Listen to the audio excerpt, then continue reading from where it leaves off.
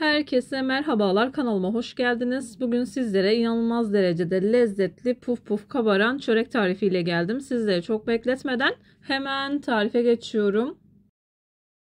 Tarifim için ilk olarak yoğurma kabına 1 paket instant maya, 2 yemek kaşığı toz şeker, 1 bardak ılık süt, 1 bardak ılık suyu ekledikten sonra çırpıcı yardımı ile maya ve şeker tamamen eriyinceye kadar karıştırıyorum.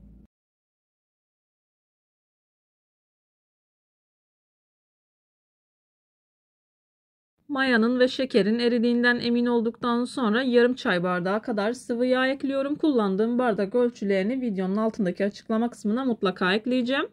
Göz kararı olacak şekilde yaklaşık 2 bardak kadar un ekledim. Unun üzerine 1 tatlı kaşığı kadar tuzumu ekledikten sonra yavaş yavaş hamurumu yoğurmaya başlıyorum.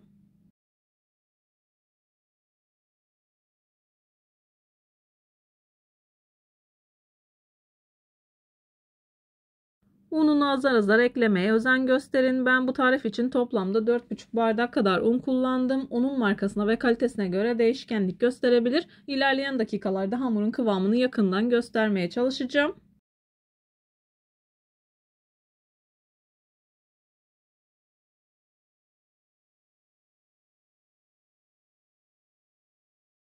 Hamuru toparladıktan sonra mutlaka 2-3 dakika kadar hamur özlü bir hal alıncaya kadar hamuru yoğurmaya devam edin.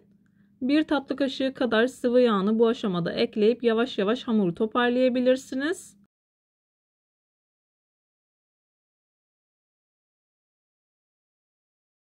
Ben hamurumu yoğurmaya devam ederken buraya kadar gelmiş olan siz değerli takipçilerimden her zaman olduğu gibi ricam yoruma kalp olur, emoji olur veya tarifim hakkında farklı bir fikriniz varsa bunu da benimle paylaşabilirsiniz. Ayrıca videolarımı sevdiğiniz kişilerle de paylaşarak bana bu şekilde destek olabilirsiniz.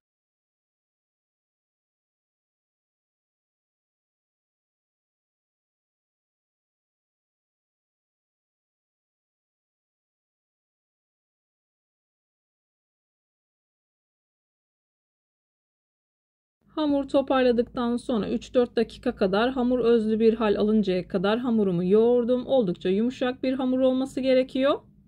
Üzerini kapatıyorum. Kalınca bir sofra beziyle sarıp yaklaşık bir 40 dakika kadar mayalandırıyorum. Mayalanma süresi odanızın sıcaklığına göre değişkenlik gösterebilir. Hamur 2 katına çıktıktan sonra hamurunuzu kullanabilirsiniz. Hamurun havasını alıyorum. Bu tarz tarifler yaparken dikkat etmeniz gereken en önemli noktalardan birisi de bu. Eğer hamurun havasını almazsanız yaptığınız hamur işi tariflerinden maya tadı ve maya kokusu alırsınız. Hamurumu toparladıktan sonra tepsiye yağlı kağıt serdim. Çok az un serpiştirdim. Hamuru üzerine alıyorum. Elimle yavaş yavaş büyüterek açıyorum.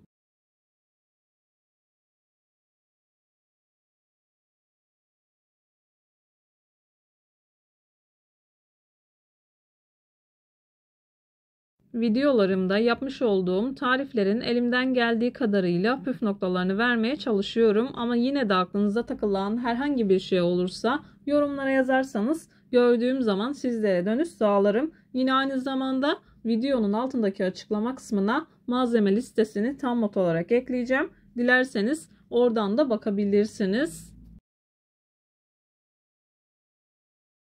Ellerimi yıkadım. Bu şekilde daha rahat açılıyor. Elime hiç yapışmadan kolay bir şekilde açıyorum. Oldukça yumuşak, çok kolay açılıyor.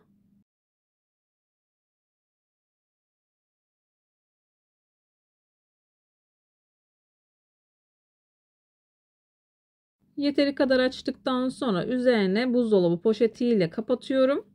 Bu şekilde soğuk fırında yaklaşık 20 dakika kadar tepsi mayası yapıyorum.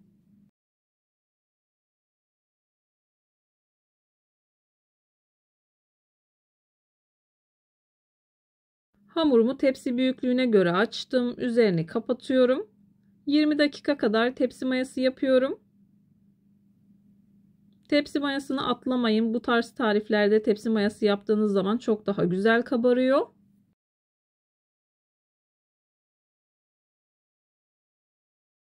...20 dakika kadar tepsi mayası yapmanız yeterli olacaktır.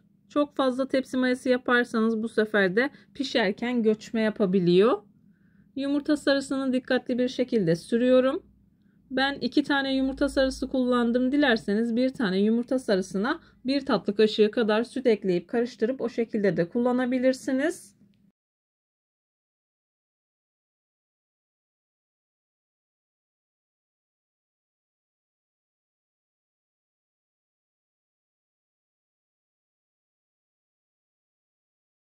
Yumurta sarısını dikkatli bir şekilde sürdükten sonra üzerine çiğ susam serpiyorum. Önceden ısıtılmış 170 derecelik fırında altı üstü güzelce kızarıncaya kadar çöreğimi pişirdim.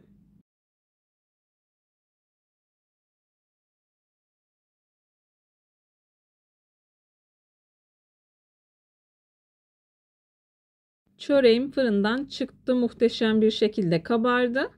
Üstten çekimle bu şekilde görünüyor. Yumuşacık pamuk gibi oldu. İlk sıcaklığı çıktıktan sonra sizler için doku testine geçiyorum.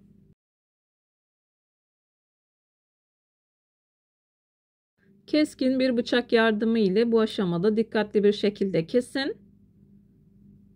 Tamamen soğuduktan sonra kestiğiniz zaman çok daha güzel oluyor. Ben biraz daha ılıkken kestim.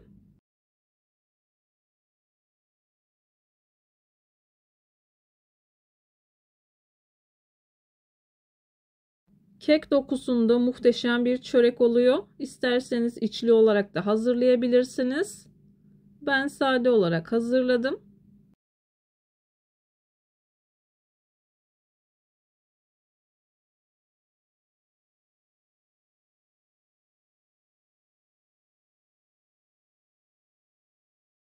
Bu tarz birçok hamur işi tarifine kanalımdan ulaşabilirsiniz. Beğenmediğim, defalarca kez uygulamadığım hiçbir tarifi kanalımda yayınlamıyorum.